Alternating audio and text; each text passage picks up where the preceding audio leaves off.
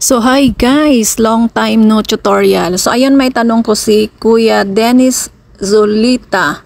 Ma'am, ask ko lang po kung paano ma-delete yung pending shared content ko kasi doon sa ibang group na na-delete ko na po, kaso sa dami na na-share ko na group, hindi ma-delete doon sa iba. Ganito kasi yun kuya, kapag po kasi marami na po kayong na-delete sa isang araw, yung iba hindi na po talaga yan magdi-delete. Kaya ang gagawin nyo po, huwag nyo pong i-delete sa isang araw. So ayan, ang pag-delete po, pumunta lang po kayo sa groups. Ayan, then yung groups po ninyo, i-click po niyo yung your groups.